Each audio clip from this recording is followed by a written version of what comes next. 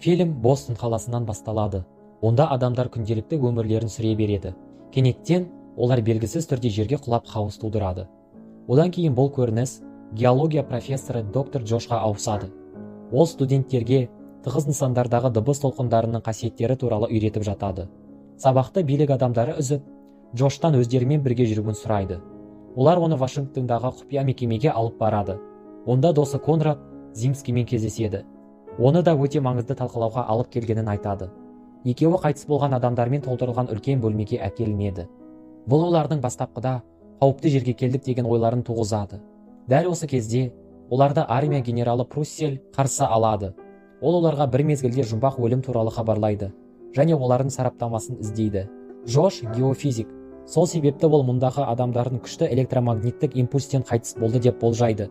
Өйткені олардың барлығының денесінде кардиостимуляторлар орнатылған болатын. Генерал бұл соғыс емес деп тынышталдырып, істің артын жабады. Джош пен Конрад жағдайдың маңыздылығын айта отырып, мәселені тереңірек зерттеуді ұсынады. Бірақ генерал кетіп қалады. Сол күні Лондонның Трафальгар алаңында тағы да бір біртүрлі оқиға орын алады. Онда жүздеген құстар өздерін басқара алмай, ғимараттармен, сондай адамдармен соқтығысып, күйзеліс тудырады. Джош бұл жаңалықты естігенде, ол екі оқиғаны байланыстырады. Жақында бұл оқиғалар жердің электромагниттік өрісіндегі ауытқуларға байланысты болып жатыр деген қорытындыға келді. Бұл ақш ғарыш кемесіне де теріс әсерін беріп жатады. Ғарыш кемесі жерге қайта оралып келе жатады. Олардың басқару орталығымен байланысты бірнеше уақытқа үзіліп, ғарыш кемесі Лос-Анджелестен бірнеше миль қашықтыққа ауытқып кетеді. Қонуға 1-2 минут қалғанда ұшқыш майор Ребекка дереу өзенге қонудың жоспарын жасайды. Басқа жолдың жоқтығынан олар бұл жоспарды іске асырып, апатты болдырмайды. Ғарыш кемесіне қатты зиян келтірмейді. Оқиғаларды мұқият талдағаннан кейін Джош қорқынышты қорытындыға келеді. Жердің айналатын балқыған ядросы бірте-бірте қозғалысын тоқтатып жатыр екен. Оның қозғалысы болмаса, жердің айналасындағы электромагниттік өріс бірнеше ай бойы тоқтап, қауіпті күн радиациясынан қорғай алмайтын еді. Сөйтіп, бүкіл планета өртеніп кетеді. Джош өз тұжырымдарын Конрадпен асығыс бөліседі. Ол да шошып қалады. Жағдайдың ауырлығын сезінген үкіметтің жоғарғы лауазымды шенеуніктері жиналыс ұйымдастырып, Джошты оның ашқан жаңалықтарын түсіндіру үшін шақырды. Джош жер ауыр салдары мен болашағын қарапайым тілмен түсіндіріп береді. Мүмкін шешімдері туралы сұрақ қойылғанда, доктор жағдайды түзету мүмкін емес деп мәлімдейді. Өйткені ішкі ядро 9000 градус Фаренгейтте 2000 миль төмен және 1000 миль қалыңдықта өте қызған, балқытылған темір мен никельден тұратын гипер сұйықтықпен қоршалған болады. Дегенмен Конрад жол таба алатын адамдарды білетін сияқты. Осыдан кейін Конрад өзінің бұрынғы әріптесі доктор Эд Браттельмен кездесу үшін Джошты, генерал Пруссельді және қару-жарақ жөніндегі сарапшы Левекті Юта штатындағы Солт Флетс қаласына апарады. Бұрын Конрад одан бірнеше зерттеулер идеяларын ұрлап алғанына белгілі болады. Бұл екеуінің арасында келіспеушілік тудырады.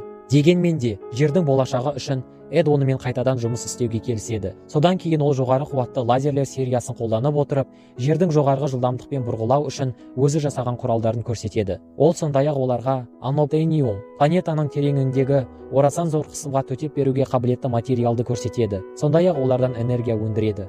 Осының бәрін көрген генерал Пурсель оған 3 айдың ішінде прототипін нақты ғарыш кемесіне айналдыруды айтады және бұл үшін оған барлық қажетті ресурстармен қамтамасыз етуді ұсынады.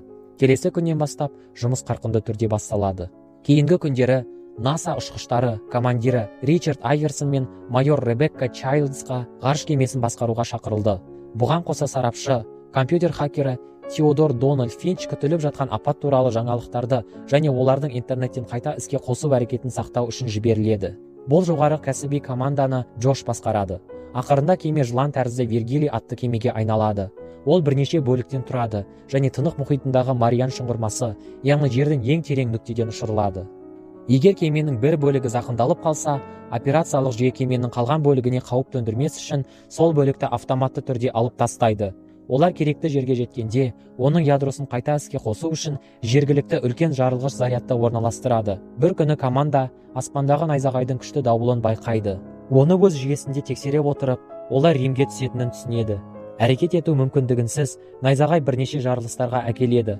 Бұл ғимараттардың құлауына және бүкіл қаланың түпкілікті күйреуіне әкелді.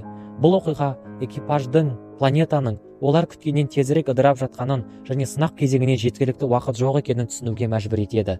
Нәтижесінде олар дереу Вирджилді ұшыруға дайындалады. Бортта Джош, Айверсон, Ребекка, Конрад, Эд және Левеска атты 6 экипаж мүшесі болады. Барлығы дайын болғаннан кейін ғарыш кемесі Мариана шыңғырмасы арқылы сәтті ұшырылды. Олардың жоғары жылдамдықпен сүңгіргендері соншалық, олар 500 шақырымды бірнеше минутта бағындырады.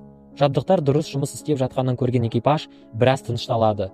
Белгілі бір тереңдікке жеткенде, олар су асты көрінісі мен акулалардың дыбыстық сәулелеріне таң қалады. Бірнеше сағаттық сапардан кейін олар жер қыртысына еніп, жартылай қатты мантияға жол тартады. Мантиядан өтіп жатқанда, экипаж олардың алдында ерекше қара дақтарды байқайды. Джош бұл дақтарды бос аумақтар деп түсіндіре отырып, машиналар бұндай бос кеңістіктерді тануға бағдарламаланбағанын түсіндіреді.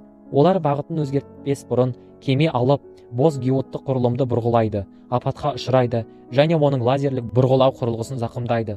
Бақытымызға орай ешкім зардап шекпеді, бірақ олардың кемесіне алып кристалл түсіп, оның қозғалуына кедергі келтірді. Енді экипаждың кемеден шығып, мәселені өздері шешуден басқа амалдары жоқ болады. Джош, Айверсон, Эд және Левеск арнайы скафандрларын киіп кемеден шығады. Көп ұзамай олар кобальт коконына оралған алып тас көпіршіктің ішінде екенін түсінеді. Айналаның қызықтығына қарамастан, олардың аумақты зерттеуге уақыты жетпейді, сондықтан олар кеме жөндеу процесін жүргізуге кіріседі. Айверсон кемеде тұрып қалған алып кристалды кесуге кіріседі, ал қалғандары басқа зақымдалған жерлерді тексереді. Жөндеу кезінде геод магмаға толып, кристалдар оларға қарай түсе бастайды. Өте шектеулі уақытта экипаж қандай да бір жолмен ғарыш кемесін жөндеп үлгереді. Бірақ құлаған сынық Айверсонның басына соғылып, оның магмаға құлап өлуіне себеп болды. Осы қайғылы қазаға қарамастан, экипаждың аза тұтуға уақыты жоқ, сондықтан олар кемеге кіріп, оқиға орнынан қашып кетеді. Одан әрі төмен қарай, Вергилий орасан зол алмас түзілімдерінің кең өрісінен өтеді. Ребекка бірнеше құрамнан жалтырап үлгерсе де, олардың бірі ядролық зарядтар үшін детонациялық таймерлерді орналастыратын кеменің соңғы бөлімін бұзады. Зақымдалған бөлік жақын арада негізгі кемеден шығарылатынын білсе де, Левеске маңызды ядролық зарядтарды жинау үшін оның ішіне кіреді. Ол оларды экипаж мүшелеріне сәтті тапсырды, бірақ бұл процесс артта қалады. Біраз уақыттан кейін оның бөлімшісі лақтырылып, жаншылып, оның қайғылы бөліміне әкелді. Джош көзіне жас алды, бірақ басқа мүшелер оны мықты болуға шақырды. Өйткені олар бүкіл планетаны құтқарауға жауапты болады. Келесі бірнеше сағатта команда ақыры балқытылған ядроға жетеді. Бір қатар есептеулерден кейін олар ядроның олар күткеннен әлдеқайда азырақ тығыз екенін анықтады. Бұл олардың алып жүрген ядролық жарылғыш заттар ядроға әсер ету үшін жеткіліксіз болады дегенді білдіреді. Бұл сәтсіздікке тап болған Конрад оларға қайтып оралуды және Б жоспарын бастауды ұсынды. Мұндай ақш әскері жау елдерінің жер сілкінісі тудыруы мүмкін күшті қару дайындап жатқаны туралы бұрын ақпарат алғаны анықталды. Олардың шабуылына қарсы тұру үшін ақш үкіметі Конрадтың басшылығымен Destiny, Deep Earth сейсмикалық триггер бастамасы деп аталатын күшті тектоникалық қару жасады. Сондай-ақ тағдырдың алғашқы сынағы ядроның айналуының тоқтатылуына себеп болғаны және бәріне үкімет жауапты екені ашылады. Бұл ашылу экипаждың қалған бөлігін есеңгіретіп тастайды. Бірақ олардың бұл мәселе бойынша дауласуға уақыттары жоқ. Ол жердің жойылу қаупі жоғары деп Destiny ұшырудың Б жоспарын орындаудан бас тартады. Ядроны қайта іске қосудың орнына олар генерал Пруссельмен сөйлесу үшін басқару орталығына хабарласады. Ол да күш жігерінен бас тартып, дереу оралуды бұйырады. Алайда экипаж бұл талапты орындаудан бас тартып, балама жоспар құруға ниетті. Осы уақытқа дейін зиянды ультракөлгін сәулелер озон қабатына еніп, Америка құрама штаттарының Golden Gate көпіріне тікелей түседі. Салдарынан көпірде көліктер еріп суға құлайды. Бұл оқиға жаңалықтар арқылы тез таралып, әлемдік жағдай туралы ескертеді. Генерал Пурсель бұдан былай күте алмайды және әскери командаға тағдырды айтуды бұйырды. Тіпті бұл Виржилдің экипажына қауіпті төндіретінін білсе де. Ғарыш кемесіне қайтып оралған Джош Дональдпен жасырын сөйлесіп, оған біраз уақыт сатып алуды сұрайды. Содан кейін Дональд Destiny'ден қуатты қайта бағыттау үшін өзінің ерекше хакерлік дағдыларын пайдаланды. Генерал Пурсель оны белсендіруге жол бермеу үшін ол мұны пернетақтада осылай жасайды. Осыдан кейін экипаж келесі қадамдарын талқылауға кіріседі. Команданы сендіре алмаған Конрад оларға С жоспарын орындауға көмектесуге мәжбүр болады. Көп ұзамай олар стратегияны әзірлеп, қалған бөліктердің әрқайсысына жарылғыш затты орналастырады және жердің айналуын бастау үшін жарылыстардың нақты реттілікпен белгілейді. Дегенмен, мәселе бар. Кеме жүйесі тек зақымдалған кезде бөлімдерін шығаратындай етіп бағдарламаланған.